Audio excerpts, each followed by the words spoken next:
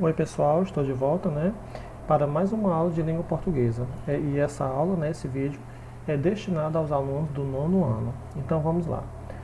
Hoje nós iremos falar sobre sinônimos, antônimos, parônimos, homônimos e palavras polissêmicas. Então, por favor, acompanhe no livro de vocês na página 44. E vamos lá. Confundir o sentido de palavras parecidas na sonoridade, mas diferentes no sentido, é comum. Porém, os tropeços provocados por essa confusão exigem do interlocutor uma ginástica mental para compreender o que é dito. É o que você vai comprovar lendo a crônica a seguir e rindo muito com os exemplos desses tropeços linguísticos. Então vamos lá começar a leitura, para a gente dar a nossa iniciada nesse conteúdo.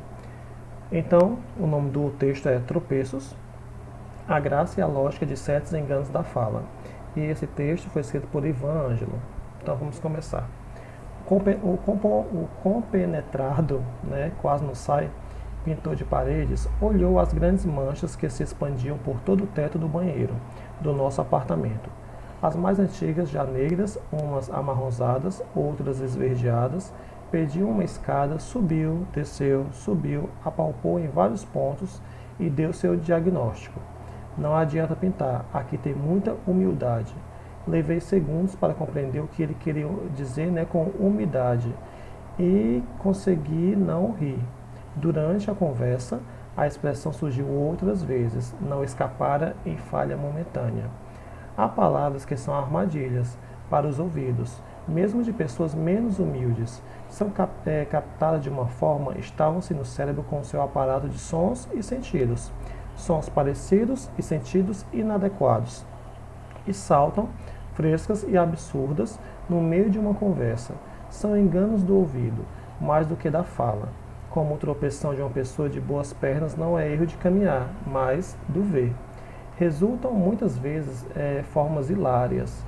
O zelador do nosso prédio deu esta explicação por não estar o elevador automático parando em determinados andares. O computador entrou em pânico. Não sei se ele conhece a palavra pane. Deve ter sido daquela forma que a ouviu e gravou. Sabemos que é pane. Ele assimilou pânico. A coisa que nomeamos é a mesma. A comunicação foi feita. Tropeço também é linguagem. O cheque bancário é frequentemente vítima de um tropicão desses. Muita gente diz, no final de uma história de esperteza ou de desacordo comercial, que mandou assustar o cheque. Pois outro dia encontrei alguém que mandou desbloquear o cheque. Linguagens, imagina a viagem que a palavra desbloquear fez na cabeça da pessoa. A troca comum do L pelo R, a estranheza que se seguiu. O acréscimo de um N e aí sim, a coisa ficou parecida com alguma coisa. Bronca, desbronquear, sem bronca. Muita palavra com status de dicionário nasceu assim. Já ouvi de um mecânico que o motor do carro estava rastreando em vez de rateando. Talvez a palavra correta lhe lembrasse rato e descartara como improvável. Rastrear parecia ter melhor raiz. Traz aquela ideia de vai e volta e vacila, como quem segue um rastro. Sabe-se lá, há algum tempo, quando eu procurava um lugar pequeno para morar, o zelador mostrou-me o quarto e sala conjugal. Tem lógica, não? Muitos erros são elaborações. Não teriam graça se tivessem lógica.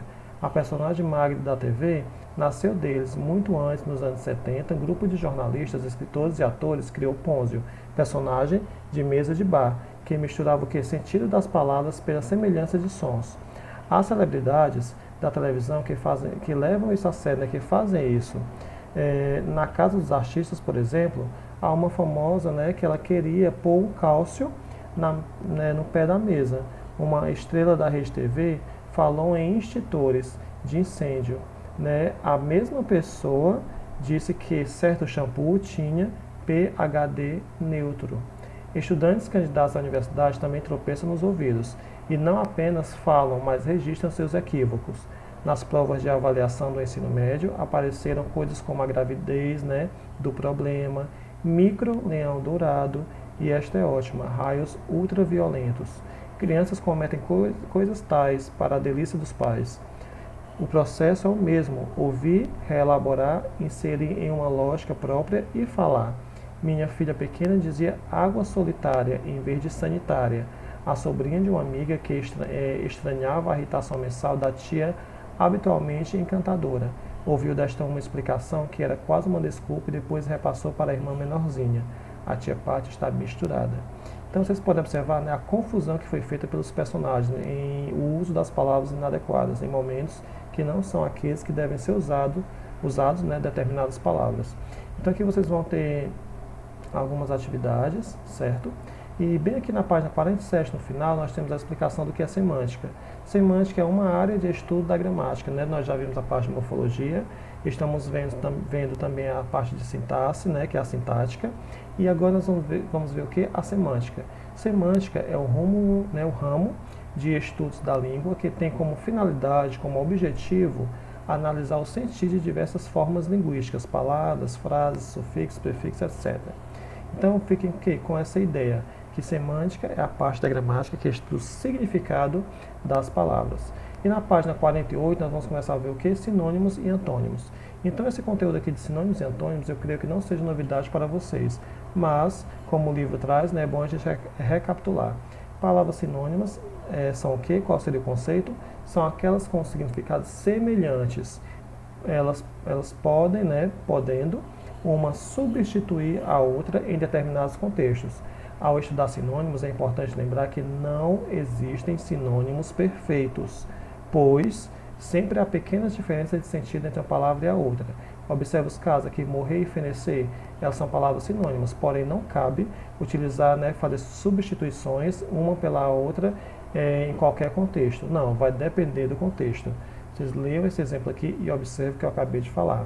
Chamar, clamar, bradar e gritar, também palavras sinônimas, porém são utilizadas em determinados contextos. Nas palavras antônimas, são aquelas que os significados são opostos. Nesse caso, vocês já devem saber. Grande, pequeno, chegar, partir, legal, ilegal, alto, baixo, claro, escuro, largo, estreito. Então, são o quê? Significados opostos. Já nas palavras parônimas, por sua vez, na página 49, nós podemos ver como conceito que são as que têm grafia, ou seja, a escrita, muito semelhante e significados diferentes. Aqui existe uma tabela como tráfego, tráfico, ratificar, retificar, descrição, descrição, iminente, eminente, enumerável, inumerável, fruir, fluir, lustro, lustre, flagrante, fragrante, emigrante, imigrante, infligir, infligir, sortir e surtir. Então nós podemos observar o quê? Que elas são, né, a escrita da palavra são o quê? Muito semelhantes, as escritas são semelhantes, mas os significados são o quê? Diferentes. Isto é o quê? As palavras parônimas. Já nas palavras homônimas, são as que têm a mesma pronúncia, a pronúncia é a mesma, por vezes a mesma grafia, mas seus significados são diferentes. Observe aqui essa tabela e veja, serrar, aqui também pronuncia-se serrar, mas tem significados o quê? Diferentes. Coser, coser, concerto, concerto, espiar, espiar, externo, externo, viagem, viagem, taxar, taxar. Todos os sons idênticos, mas com significados diferentes. Isso são o quê? As palavras homônimas. E palavras polissêmicas, o que a gente pode saber sobre palavra polissêmica? A palavra polissêmica, né, onde ocorre aquele processo de polissemia, são aquelas que podem ser empregadas com mais de um significado, ou seja, uma palavra ela pode ser empregada com vários significados, vai depender do contexto. Como aqui no caso a gente pode observar o quê? As mangas muito maduras estão caindo da árvore.